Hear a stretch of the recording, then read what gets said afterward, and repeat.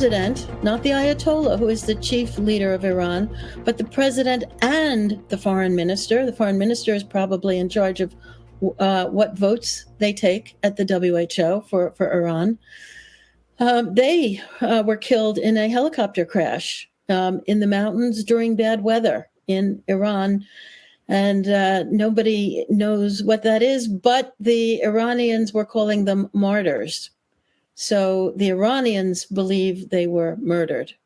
And the Western press is not saying that.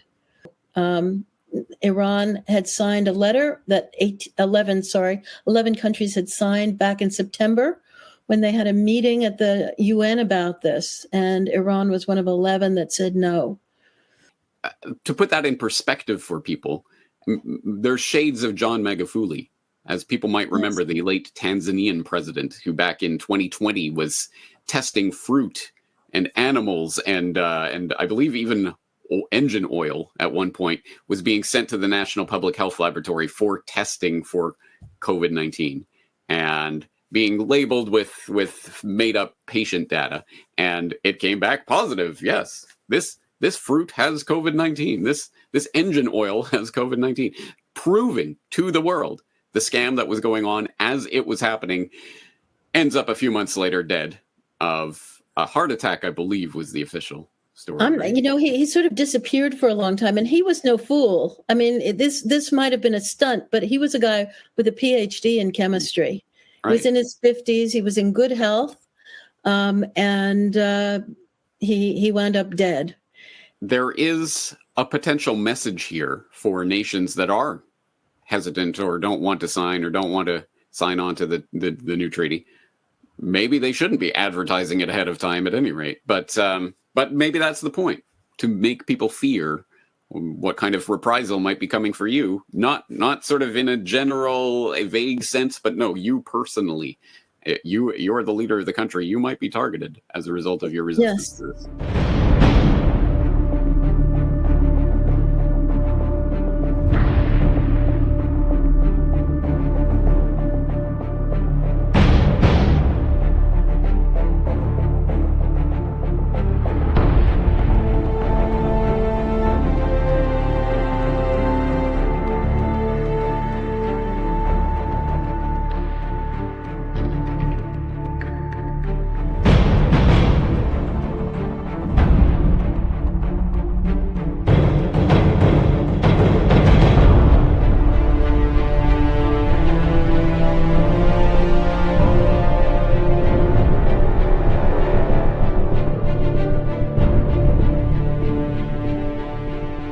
Poukázali sme na riziko nehospodárneho vynakladania veľkého objemu verejných prostriedkov na nákup vakcín proti ochoreniu COVID-19, ktoré Slovensko v skutočnosti nepotrebuje. Proces dojednávania zmluvných podmienok vedený Európskou komisiou bol podrobený kritike viacerých inštitúcií, ako napríklad Európskeho dvora audítorov alebo Európskym ombudsmanom z dôvodu nízkej transparentnosti. NKÚ uviedol, že aj keď Slovensko v roku 2022 reálne nepotrebovalo nakúpiť ani jednu jedinú dávku vakcíny, v skutočnosti mu bolo dodaných ďalších 5,8 milióna dávok, na obstaranie ktorých bolo vynaložených 151 miliónov eur. V auguste 2023, dámy a páni, pokračuje správa NKÚ. Malo dôjsť k expirácii 3,8 milióna uskladnených dávok vakcín na Slovensku. Výrobca však dobu expirácie predĺžil do jary 2024. Navyše do konca prvého polroka 2023 Slovensko darovalo spolu vyše 5,3 milióna dávok vakcín. Významnou zmenou v tejto téme je, že Slovensko pristúpilo k dodatku zmluvy s firmou Pfizer, ktorý bol opäť vyjednaný Európskou komisiou. Podstatou dodatku je rozloženie množstva vakcín na dlhšie obdobie do roku 2026, ako aj možnosť neodobrať časť dohodnutého objemu. Podmienkou však je, že za neodobraté dávky musí Slovensko zaplatiť približne polovicu ich ceny. Vzhľadom k závažnosti tejto témy NKÚ pripravil kontrolu, v ktorej sa problematike nákupu, skladovania a likvidácie vakcín zameria v prvej polovici roku 2024 podrobnejšie. Ja si myslím, že by veľmi mali spozorniť orgány činné v trestnom konaní a pozrieť sa, čo sa to vlastne dialo. Toto bolo bohapusté vyhadzovanie peňazí. Na tomto niekto strašne zarobil. Ale že strašne zarobil. A nie, že minuli peniaze a ešte nechali 20 000 ľudí zomrieť. Ďakujem pekne. Ďakujem pekne. Ja sa chcem iba v krátkosti spýtať aj z tej správy, ktorú ste citovali. Tá zodpovednosť teda padá na hlavu Európskej komisie, keď to vyjednávala, alebo to bolo aj rozhodnutie vtedajších ministrov zdravotníctva, alebo kto, keď sa tu môžeme rozprávať o tej trestnoprávnej rovine, by mal byť na konci tohto celého. Ďakujem.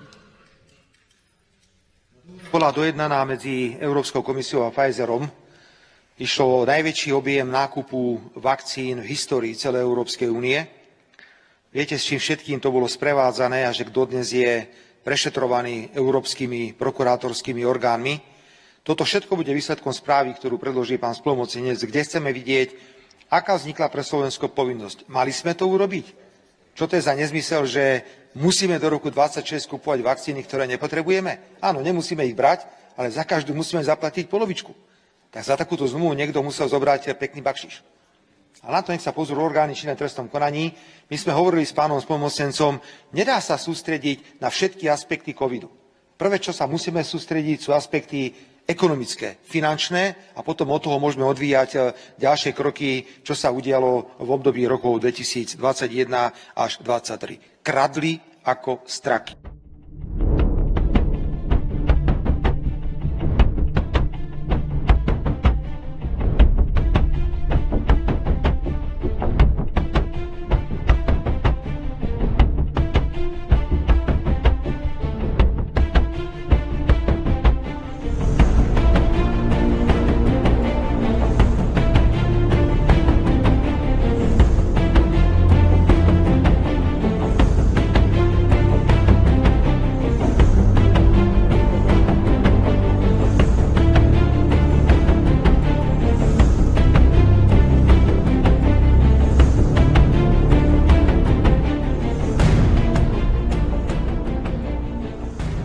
It was reported in one newspaper that after the Prime Minister of Slovakia about 10 days ago said that his country was not going to vote in favor of the treaty or the amendments as they currently were written, that Tedros went to his country and begged him to not break consensus. So what does that mean? Does that mean just stay out of the room when we talk about don't let your delegate raise their hand and complain? Let's pretend that there's really a consensus. And then 5 days later, what happens? The Prime Minister of Slovakia gets shot at very close range multiple times and has been, in the ICU ever since, has had 2 operations, shot in the abdomen, possibly the chest and the arm. But yeah, I wanted to underline that and to point out that chronology again for people who didn't catch it, because it was May 10th that we got the official news Slovakia will not support new pandemic treaty. And it was talking about Peter Kotlar, who is the Slovak government plenipotentiary for the COVID-19 pandemic. And he informed who? That Slovakia would not support the current version of the new pandemic treaty or the draft amendment to the international health regulations.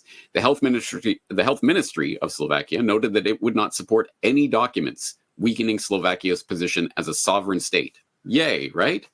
Kotlar also had a meeting with WHO chief Tedros, who stated that he respected the decision of the Slovak Republic, but also encouraged the search for possible ways to reach an agreement. Nudge, nudge, nudge. And as you say, 5 days later, the Slovakian prime minister was shot, attempted assassination. He did, I believe, pull through, but absolute insanity.